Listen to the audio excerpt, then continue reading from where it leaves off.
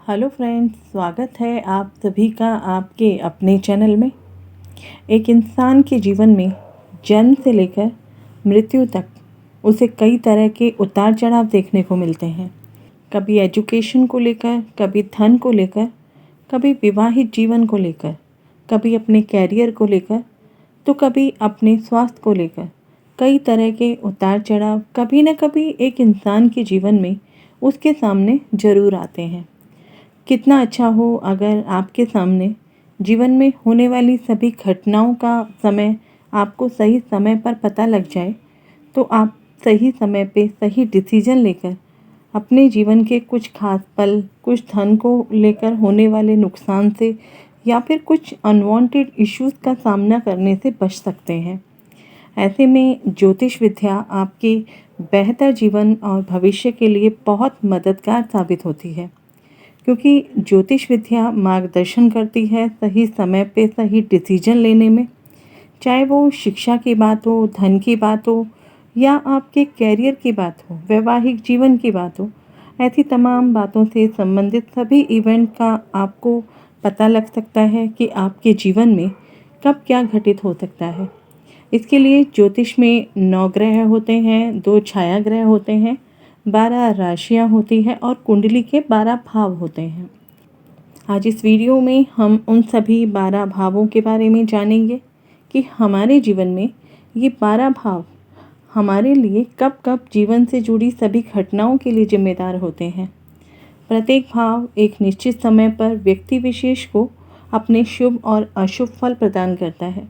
अब ये डिपेंड करता है उस भाव से संबंधित स्ट्रेंथ पर। यदि आपका पर्टिकुलर भाव स्ट्रांग है या वीक है, तो वो भाव एक निश्चित समय पर उसी से रिलेटेड फल आपको देगा। तो ज़्यादा देर नहीं करते हैं और समझते हैं कि कौन सा भाव जीवन के किस समय पर आपको फल देगा। तो शुरुआत करते हैं कुंडली के नवम भाव से, क्योंकि नवम भाव हमारा वर्तमान जन्म होता है। हम अपने इस जन्म में क्या क्या फेस करेंगे, ये नवम भाव पर डिपेंड करता है। पंचम भाव हमारा पूर्व जन्म होता है, जिसके पाप और पुण्य कर्म को लेकर हम इस जन्म में आते हैं। लग्न से हमारी फिजिकल स्ट्रेंथ को देखते हैं कि हम कैसे दिखते हैं, हमारी स्ट्रेंथ क्या है, हमारा लुकिंग क्या है, कैपेसिटी क्या है। और यही तीनों भाव यानी पंचम भाव, नवम भाव और लग्न, ये तीनों कुंडली के त्रिकोण हाउसेस होते हैं जो सबसे महत्वपूर्ण होते हैं। इसे दूसरे तरीके से समझते हैं, नवम भाव हमारे पिता को रिप्रेजेंट करता है, लग्न सेल्फ को रिप्रेजेंट करता है, खुद को रिप्रेजेंट करता है, और पंचम भाव आपके ग्रैंडफादर को, आपके दादा को रिप्रेजेंट करता है। इस तरह दादा, पिता और आप खुद तीनों पीढ़ी दर पीढ़ी चली आ रही परंपरा को इंडिकेट करता है। यानी पहले दादा, फिर पिता और फिर आप। तो ये तीनों जो त्रिकोण है वो 120 डिग्री के होते हैं। अगर इनमें से एक भी त्रिकोण वीक होता है, कमज़ोर होता है, तो दूसरा उसे सपोर्ट करता है। जैसा कि परिवारों में भी देखा जाता है कि अगर पिता कमज़ोर है तो दादा उसे सपोर्ट करते हैं, यदि दादा कमज़ोर है तो पिता उसे सपोर्ट करते हैं, यदि पिता या दादा में से कोई एक कमज़ोर है तो आप खुद उनको सपोर्ट करते हैं। इस तरीके से ये 120 डिग्री का जो एक त्रिकोण भाव होता है वो एक दूसरे को सपोर्ट करते हैं। इसलिए 9th हाउस बहुत इम्पॉर्टेंट हो जाता है जब एक बच्चा अपना एजुकेशन पूरा करके अपने जीवन की आगे की जिम्मेदारियों के लिए खुद को तैयार करता है। तो एक बच्चा वहाँ तक आते आते लगभग 23-24 साल का हो जाता है और वहीं से उसके जीवन की शुरुआत होती है शिक्षा के बाद। तो 9th हाउस की मैच्योरिटी एज होती है 1 से लेकर 24 ईयर तक की। उस समय व्यक्ति अपने जीवन में 9th हाउस से रिलेटेड उसकी स्ट्रेंथ के हिसाब से अपनी लाइफ के दृष्टिकोण को अपनाता है। अब ये अच्छा होगा या ख़राब होगा, ये 9th हाउस की स्ट्रेंथ पे डिपेंड करता है। 10th हाउस की जो मैच्योरिटी एज होती है वो होती है 25 से 26 ईयर की, क्योंकि इस एज तक व्यक्ति अपने कैरियर पर फोकस करता है, कैरियर से रिलेटेड अपनी पहचान बनाता है। 11th हाउस की मैच्योरिटी एज होती है 27 से 28 ईयर्स की, जब कोई व्यक्ति अपने कैरियर के साथ मिलने वाले लाभ और मुनाफे की तरफ अपना ध्यान सेंट्रलाइज करता है। अपनी एम्बिशन को, अपने गोल को टारगेट करता है। 12th हाउस की मैच्योरिटी एज होती है 29 ईयर्स से लेकर के 30 ईयर्स की, जब व्यक्ति को अपने जीवन में होने वाले नुकसान का सामना करना पड़ता है, अपने एग्जिस्टेंस पर उसको ध्यान देना पड़ता है या फिर स्पिरिचुअल जर्नी के प्रति उसे ध्यान देना पड़ता है। उसके बाद आता है हमारा लग्न, हमारा एसेंडेंट। उसकी मैच्योरिटी एज होती है 31 से लेकर के 33 ईयर्स की। ये व्यक्ति के जीवन का सेकंड राउंड होता है, जब वो अपनी खुद की पहचान बनाता है, अपने डिसीजन से खुद को प्रूव करता है कि वो क्या है, कैसा दिखता है, कैसी उसकी कैपेसिटी है। सेकंड हाउस में आते आते इसकी मैच्योरिटी एज 34 से लेकर के 36 ईयर्स की हो जाती है। ये समय उसके जीवन का सबसे इम्पॉर्टेंट टाइम होता है, जब उसको अपने जीवन के खास निर्णय लेने होते हैं, परिवार से संबंधित, धन से संबंधित, अपनी बॉडी लैंग्वेज से संबंधित।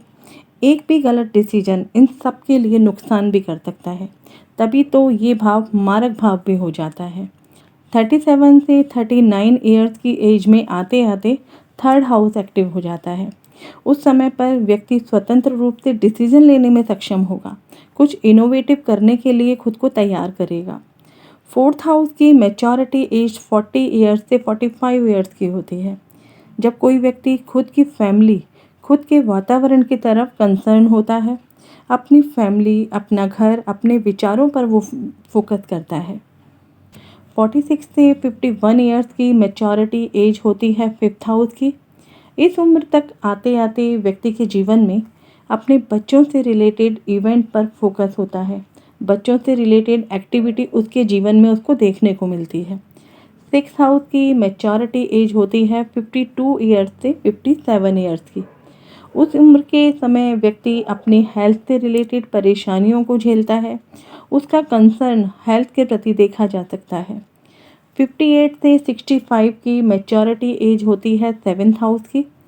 सेवन्थ हाउस लाइफ पार्टनर का हाउस होता है, पब्लिक इमेज का हाउस होता है, कुछ कर दिखाने का हाउस होता है। इस उम्र तक आते आते व्यक्ति अपने लाइफ पार्टनर के साथ या फिर पब्लिक रिलेशन को निभाना चाहता है, यानी उसने अपने जीवन में क्या किया, जो भी उसने हासिल किया होता है, अब वो समय आता है जब व्यक्ति को शो ऑफ करना होता है, ये बताना होता है कि उसने अपने जीवन में क्या हासिल किया है।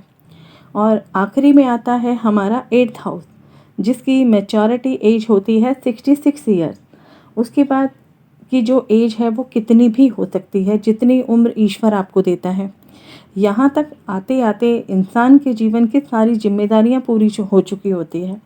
जीवन का आखिरी पड़ाव होता है, जहाँ पर वो अपने जीवन में की गई सभी अच्छी और ख़राब बातों पर फोकस करता है कि उसने अपने जीवन में क्या क्या किया है। और यही उम्र, यही भाव डेथ को भी रिप्रेजेंट करता है। जन्म मरण का भाव भी यही होता है। जीवन की बिगनिंग और एंडिंग यहीं से देखी जा सकती है, इसलिए ये मोक्ष त्रिकोण भी होता है वृश्चिक राशि होने के कारण। अब किसी व्यक्ति के जीवन में एक निश्चित समय पर, निश्चित उम्र पर क्या घटना घटेगी, अच्छी घटेगी या बुरी घटेगी, ये उस उम्र में उस भाव की स्ट्रेंथ पर डिपेंड करता है कि उस भाव में कैसे ग्रह बैठे हैं, कैसे ग्रहों का प्रभाव है, कैसे योग बने हुए हैं, कैसे दोष बने हुए हैं। उसी के आधार पर व्यक्ति विशेष को उस उम्र के हिसाब से वो रिज़ल्ट उस व्यक्ति को मिलते हैं। आशा करती हूँ आपको ये वीडियो ज़रूर पसंद आया होगा। ऐसी ही इंटरेस्टिंग वीडियो के साथ मैं आपको मिलूँगी नेक्स्ट वीडियो में। तब तक आप सभी अपना और अपने परिवार का ख्याल रखें, सुरक्षित रहें। जय हिंद, जय भारत।